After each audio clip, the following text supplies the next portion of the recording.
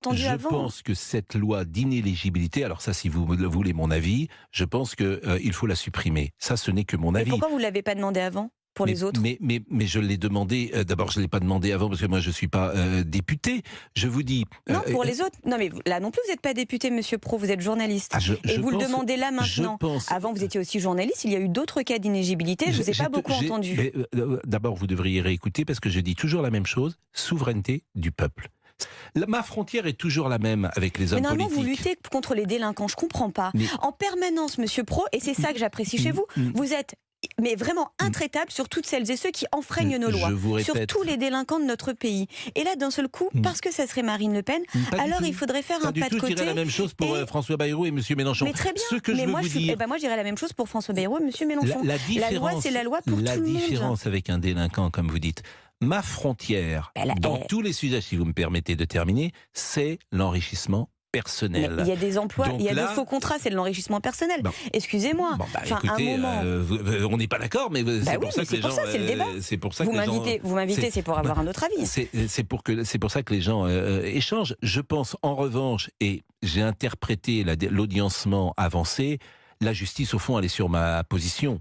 La justice a compris La justice, hier. elle est sur la position de l'état de droit, elle n'est pas Non. sur la position d'une personne ou d'une autre. Elle est indépendante et libre. Et elle ne doit Bon, recevoir. alors, écoutez, on va quand même, faut faire attention à ce que nous disons. Exactement, précisément. On a des cas que nous connaissons dans l'histoire de la justice où les choses sont un peu plus complexes, sans doute que vous le dites. Mais moi, ce qui m'intéresse, c'est que ces 24 heures qu'on vient de passer, pourquoi la justice elle-même a considéré qu'il fallait faire ce qu'elle ne fait pas pour d'autres? D'une certaine manière, c'est un cas d'exception, Marine Le Pen, puisque en moins d'un an, son procès va revenir, ce qui n'arrive jamais.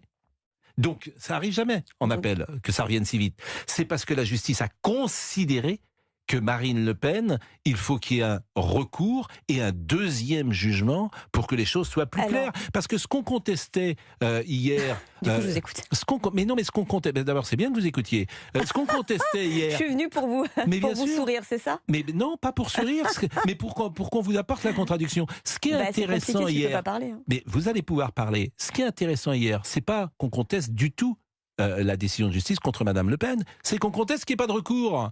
Donc le démocrate ou la vie démocratique dans laquelle je suis dit faut qu'il y ait un recours. Donc c'est bon, tout va bien. Il y a un recours. C'est ce que je vous dis. Donc voilà, donc c'est pour ça que je dis pourquoi tout le monde s'emballe. Il y a un recours.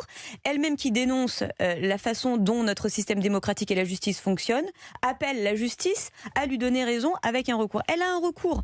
Maintenant, la question que je repose maintenant, je suis désolée, moi j'écoute les responsables politiques et les responsables politiques qui aspirent à des hautes responsabilités dans notre pays. Je le redis à nouveau, si lors de ce recours, Marine Le Pen est reconnue coupable, que faisons-nous? On va redire que la justice n'est pas bonne dans notre pays ou on va enfin accepter l'autorité de la justice? Après, vous direz ce que vous voulez. Non, moi je vous pose la question.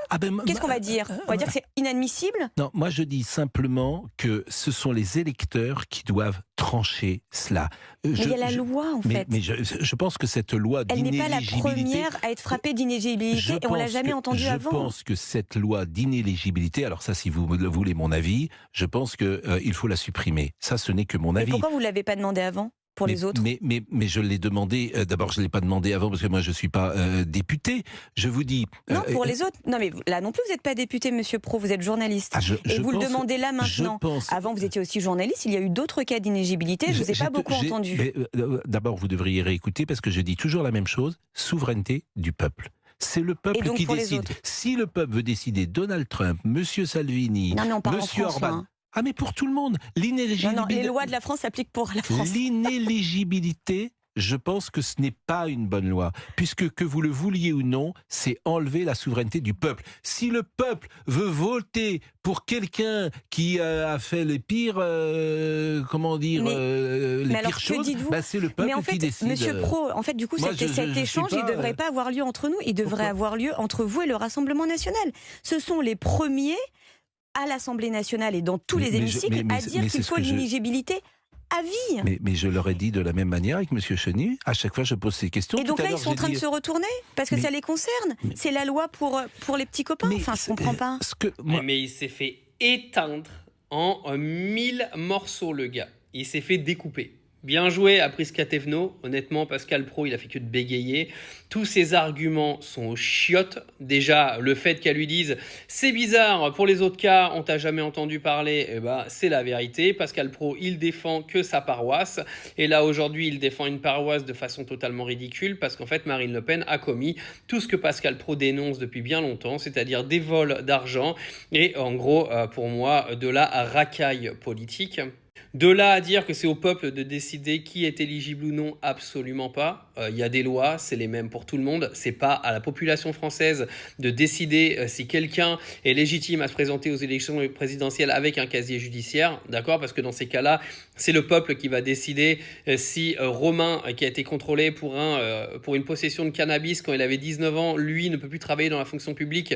Ça va être aussi au peuple de décider s'il a le droit de travailler ou non. Dans ces cas-là, si vous voulez, on donne également un poste dans la fonction publique à Mohamed Merah. Hein. Laissons le peuple décider, voyons. Ah oui, le peuple, il est légitime de changer les lois, bien sûr. Non, mais cet échange entre Prisca Thévenot et Pascal Praud, il est mais ridicule. Parce que là, Prisca Thévenot, elle est venue, elle a balancé 3 punchlines. L'autre, il est complètement à terre en 3 punchlines parce qu'il a aucun argument. Aujourd'hui, tu peux pas venir expliquer aux gens que quelqu'un qui a voté 4 millions d'euros, on va lui retirer en fait sa peine d'inéligibilité. En fait, en quoi ? C'est la loi, c'est comme ça. Donc bien joué à Prisca Thévenot, parce que là, Pascal Praud, il fait de plus en plus pitié. Tous les électeurs du RN qui sont les premiers à venir chialer sur le manque de sécurité, le manque de justice dans ce pays, là, vous faites vraiment tous pitié. Et je le répète, ce n'est pas au peuple de décider qui peut être éligible ou non s'il a volé 4 millions d'euros. Absolument pas, non.